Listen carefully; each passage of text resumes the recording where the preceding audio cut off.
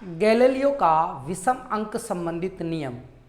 Galileo का विषम अंक संबंधित नियम क्या कहता है? गैलीलियो नाम के वैज्ञानिक ने यह बताया कि अगर कोई वस्तु स्वतंत्रता पूर्वक ऊपर से नीचे की ओर गिरती है तो वह समान समय अंतरालों में दूरियां जो प्राप्त करती है उनका अनुपात विषम अंक के रूप में आता है। जैसे अगर कोई वस्तु ऊपर से नीचे गिर रही है तो वो 1 सेकंड में 1 मीटर की दूरी तय करती है, तो अगले 1 सेकंड के अंदर वह 3 मीटर की दूरी तय करेगी और उससे अगले 1 सेकंड में वह 5 मीटर की दूरी तय करेगी। इस तरीके से गैलीलियो ने विषम अंक संबंधित नियम दिया किसी स्वतंत्रता पूर्वक गिरती हुई वस्तु के लिए। तो इसको हम सिद्ध करके देखना चाहते हैं क्या वास्तव में जो दूरियों का अनुपात आता है वो विषम अंक के रूप में ही आता है कि। उसकी व्युत्पत्ति के लिए हमने माना कि कोई वस्तु स्वतंत्रता पूर्वक ऊपर से नीचे की ओर गिर रही है। अगर कोई वस्तु स्वतंत्रता पूर्वक ऊपर से नीचे की ओर गिरती है तो एक तरीके से वह मुक्त पतन कहलाता है। क्या कहलाता है? मुक्त पतन कहलाता है। और मुक्त पतन की स्थिति में u का मान 0 होता है और t बराबर 0 सेकंड होगा, यानी समय भी 0 है तो प्रारंभिक वेग का मान भी क्या होगा? 0। और मुक्त पतन के लिए हम u का मान 0 रखते हैं। तो जब भी स्वतंत्रता पूर्वक यानी ऊर्ध्वाधर गति जब होती है तो हम गति का दूसरा समीकरण काम में लेते हैं और वहाँ हम विस्थापन की जगह हम h लिखते हैं, ऊंचाई लिखते हैं। और ये सूत्र जो बनता है तो मुक्त पतन के लिए h का जो सूत्र बनता है वो -1/2 g_t² बनता है। अगर आप इसके बारे में डिटेल से जानना चाहते हो तो मुक्त पतन वाला वीडियो ज़रूर देखना, उसमें आपको समझ में आ जाएगा कि h बराबर -1/2 g_t² क्यों लिखा गया है। तो h बराबर -1/2 g_t² लिखा गया। इस सूत्र का उपयोग करते हुए हम इस गैलीलियो के विषम अंक संबंधित नियम को सिद्ध करने वाले हैं। अब देखना, अब ये वस्तु ऊपर से नीचे गिरती है तो हमने माना t1 समय यानी t समय, t1 जो हो गया t सेकंड में इसने ये यहाँ से यहाँ पहुँच गई। इसका मतलब इसकी हाइट जो हमने मानी h1 और इसका जो विस्थापन है, प्रारंभिक बिंदु ये है और अंतिम बिंदु ये है, तो इसका जो विस्थापन है यहाँ से लेकर यहाँ तक का जो इसका विस्थापन है वो s1 है। कितना है? s1 है। दूसरे समय अंतराल में यानी t का 2 गुना समय यानी नेक्स्ट समय अंतराल कब आएगा? जब आप इसमें एक और t जोड़ दोगे तभी तो नेक्स्ट समय अंतराल आएगा। तो नेक्स्ट समय अंतराल में ये वस्तु अब यहाँ से यहाँ पहुँचती है और यहाँ से यहाँ तक जो इसने विस्थापन तय किया यानी ये जो दूरी तय करी उसको अपन बोलते हैं s2। लेकिन ये वस्तु ऊपर से नीचे यहाँ तक गिरी है तो इसकी हाइट कितनी हो जाती है? इसकी हाइट हो जाती है h2, यानी इसका इनिशियल पॉइंट अपन ये मानते हैं फाइनल ये ऊपर से नीचे आई तो कितनी हाइट होगी? h2। तीसरे, अब नेक्स्ट समय अंतराल में अपन वापस से t जोड़ेंगे तो 2t में t जोड़ेंगे तो 3t सेकंड। कितना? 3t सेकंड में अब ये यहाँ से यहाँ पहुँच जाती है तो अपन इसका विस्थापन मान लेते हैं कि इसका विस्थापन कितना है? s3 विस्थापन है। कितना विस्थापन है इसका? s3 विस्थापन। लेकिन इसकी जो हाइट होगी ऊपर से लेकर यहाँ तक की जो हाइट होगी वो कितनी होगी? h3 होगी। ठीक है, h3 होगी। अब सबसे पहले हम क्या करते हैं, हम यहाँ पर h1, h2 और h3 का मान निकालते हैं। h1 का मान क्या होगा? इस समीकरण की सहायता से h1 का जो मान होगा वो होगा -1/2 g। t की जगह क्या आएगा? यहाँ पे t की जगह t सेकेंड ही आएगा। अगर हमें h1 निकालना है तो t की जगह t सेकेंड, तो हम यहाँ पे लिखेंगे t²। ये तो हो गया h1 का मान। इसी प्रकार हम निकालेंगे h2 का मान। h2 के लिए -1/2 g और t यानी h2, अपन h2 निकाल रहे हैं यहाँ से लेकर यहाँ तक, इसके लिए समय कितना है? 2t। तो अपन t की जगह क्या रखेंगे? 2t। इसका क्या होगा? वर्ग होगा। अगर इसका वर्ग करते हैं तो ये सूत्र बन जाता है -1/2 g और 2 का स्क्वायर करेंगे तो कितना आएगा? 4। 2 का स्क्वायर करेंगे तो कितना आएगा? 4। और t का स्क्वायर करेंगे तो क्या आएगा? t²। तो t² को तो हम यहाँ लिखेंगे और 2 का स्क्वायर 4 आया तो उसको अपन यहाँ पे लिखेंगे। इसको अलग से ब्रैकेट में बंद कर देंगे। क्यों करेंगे? इसके पीछे लॉजिक है, इसलिए करेंगे। अब अपन निकालेंगे h3 कितना आएगा? h3 -1/2 g।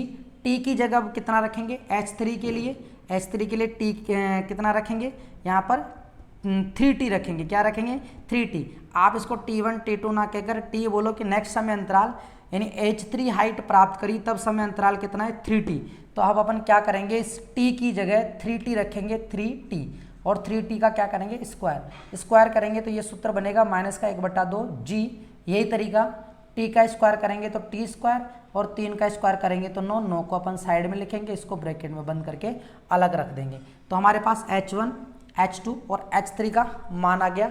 H1 H2 H3 का जो मान आया है, इसकी सहायता से अब हमें तो अनुपात निकालना है किसका, कि इसने अलग अलग समान समय अंतरालों में तय की गई दूरियों का अनुपात, यानी S1 S2 S3 का अनुपात निकालना है। हमें क्या ज्ञात करना है, हमें S1 अनुपात S2 अनुपात S3 ज्ञात करना है, ये ज्ञात करना है।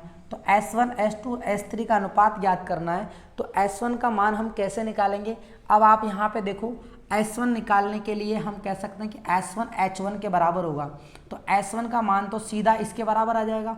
लेकिन S2 का मान कितना होगा, तो S2 की दूरी कितनी है, यहाँ से लेकर यहाँ तक की, S2 की दूरी कितनी है, यहाँ से लेकर यहाँ तक की।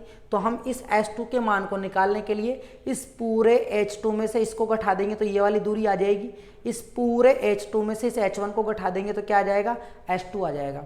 अगर हमें H3 निकालना है तो H3 निकालने के लिए इस पूरे H3 में से H2 को घटा देंगे तो H3 आ जाएगा। तो S1 S2 और S3 निकालने के लिए हमें कैसे क्या करना है, मैंने आपको बताया। S1 H1 के बराबर होगा, S2 जो होगा वो H2 माइनस H1 के बराबर होगा, और S3 जो होगा वो H3 माइनस H2 के बराबर होगा। इन मानों को अपन रखेंगे यहाँ पे।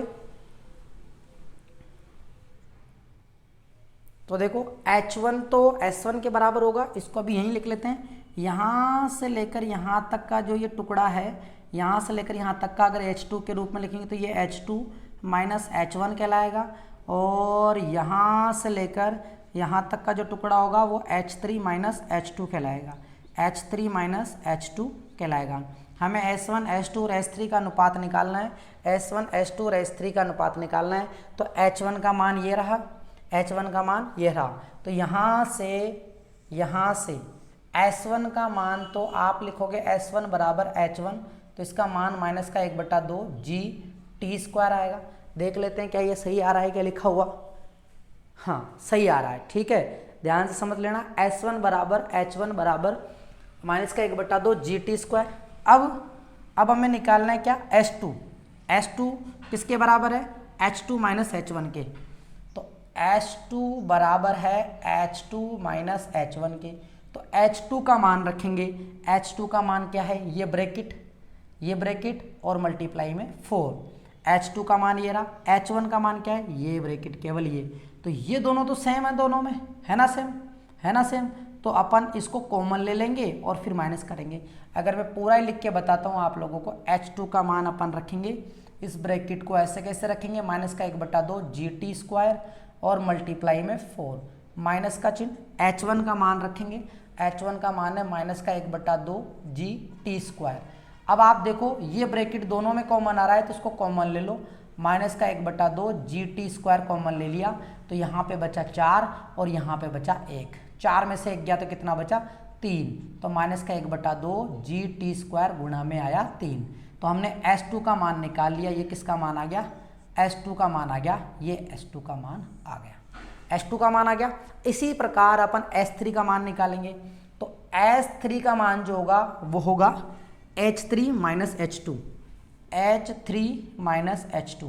H3 का मान क्या है, ये रहा, इस ब्रैकेट को रखेंगे। तो S3 का मान 1/2 -1/2 जी टी स्क्वायर गुणा में कितना है 9 लिखेंगे, माइनस H2 का मान कितना है, ये ब्रैकेट गुणा में 4, -1/2 जी टी स्क्वायर गुणा में 4। इस ब्रैकेट को कॉमन ले लेंगे, तो कॉमन लेंगे तो -1/2 जी टी स्क्वायर, यहाँ पे बचा 9, ये कॉमन ले लिया तो यहाँ पर बचेगा 9, यहाँ पर बचेगा 4। तो 9 में से 4 गया तो कितना बचा, 5। तो ये जी टी स्क्वायर तो ऐसे कैसे गुणा में क्या आ गया, 5। तो हमारे पास S1 का फॉर्मूला ये आ गया, S2 का फॉर्मूला ये आ गया, और S3 का फॉर्मूला ये आ गया, S3। हमें इन तीनों का अनुपात करना है, यानी अब हम क्या करेंगे, इन तीनों को अनुपात के रूप में लिखेंगे, क्योंकि हमें S1 S2 और S3 का अनुपात ही निकाल रहा है। तो मैं इसको मिटा देता हूँ और इसको इस तरफ समझा देता हूँ। तो देखो हमें S1 S2 और S3 का अनुपात निकालना है। तो S1 की जगह क्या रखेंगे अपन, S1 अनुपात S2 अनुपात S3 निकालना है। S1 की जगह क्या रखेंगे अपन, -1/2 जी टी स्क्वायर अनुपात S2 का मान क्या रखेंगे, -1/2 जी, इसको ब्रैकेट में बंद करके चलो, जी टी स्क्वायर और गुणा में 3 अनुपात S3 का अनुपात कितना है, ये रहा -1/2 जी टी स्क्वायर ब्रैकेट बंद गुणा में 5।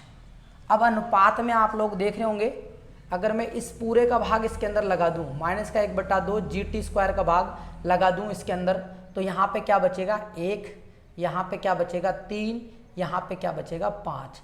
ऐसे ही और अगर अपन निकालते तो वो अनुपात और विषम अंक के रूप में ही आते हैं। आप इसमें देखो, अगर आप कॉमन लेते हो या भाग लगाते हो तो यहाँ पर 1 ही आएगा, यहाँ पर 3 बचेगा, यहाँ पर 5 बचेगा। तो 1:3:5:5 ऐसे और विषम अंक आएंगे अगर अपन इस अलग अलग समान समय अंतरालों में समान दूरी देखना चाहते हैं।